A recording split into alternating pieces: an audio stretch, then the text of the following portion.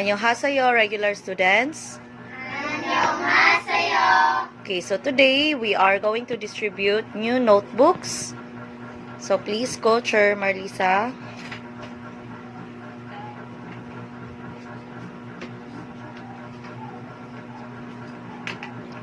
So since our old notebooks has been already written, all the pages has been already written up.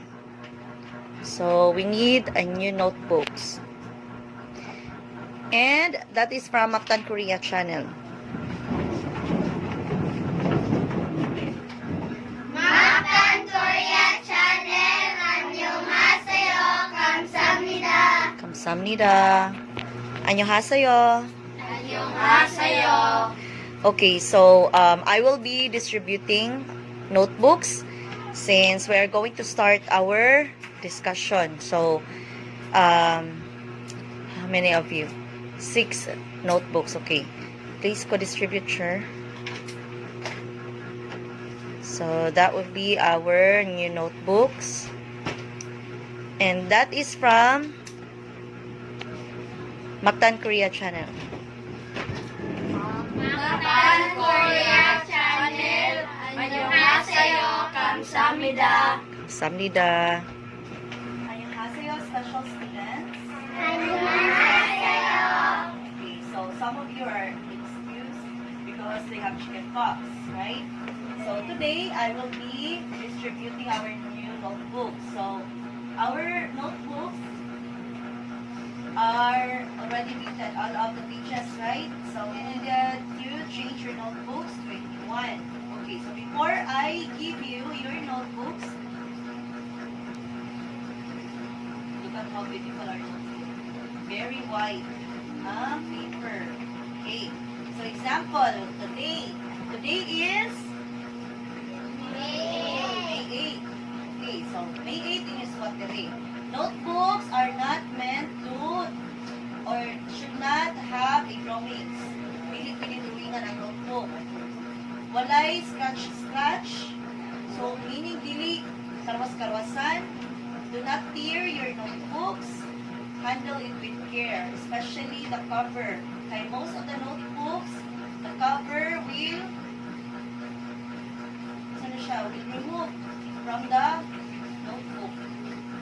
So take care of your notebook. Kung unsa kagwapa ang notebook, ana sa pagpapaha. Alin mo si Sir Kujan. Okay. So, dapat ampingan ninyo yung notebook. Okay? So, example, May 8. Dali May 8. Yeah, sure. Kung gamay lang mo isuwat sa May 8, sure, pwede na naman supayag May 9. No.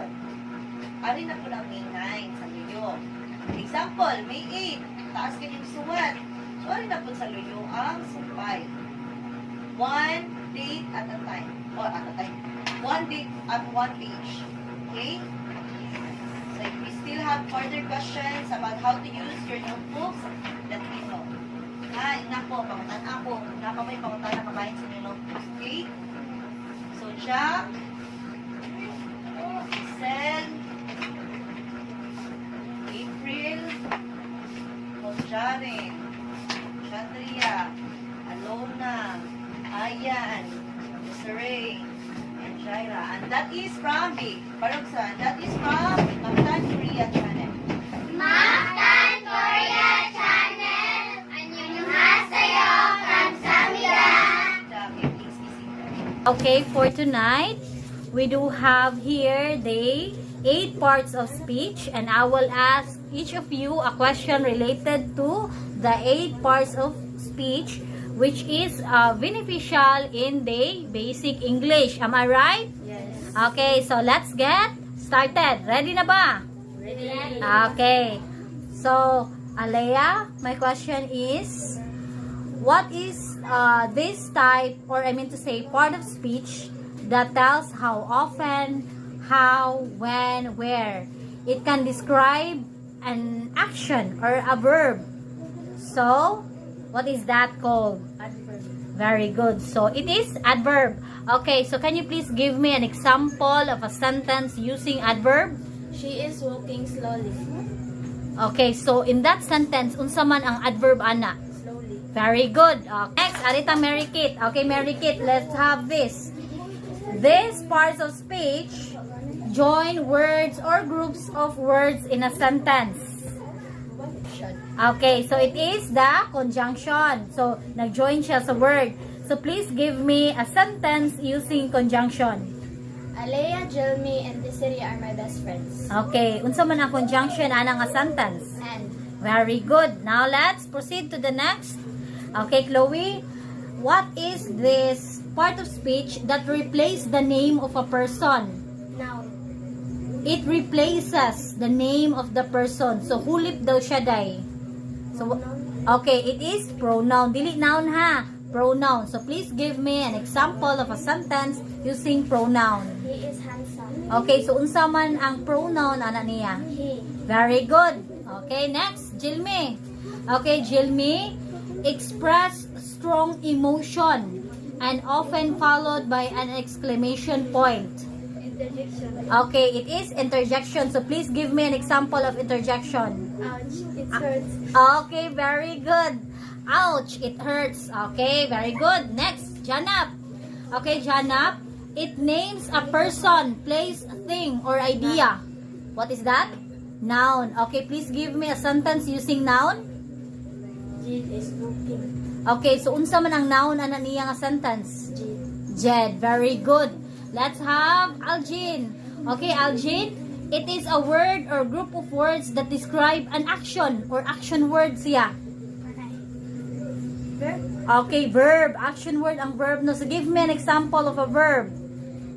Ganay. Jade is jumping. Okay, so unsa man ang verb ana nga sentence? Jumping. Very good. Jumping. Let's have Jed. Okay, Jed, it is used before a noun. So, it show place, time, direction in a sentence. Unsa man to siya? Pronunciation. Preposition. Example of an adjective. She is beautiful. Oh, she is beautiful. So, asa man ang adjective ani? Beautiful. Very good. So, a clap for everyone. Well done. Okay, so mag-study lang gihapon ha. Practice and study. Okay, bye-bye. Bye-bye!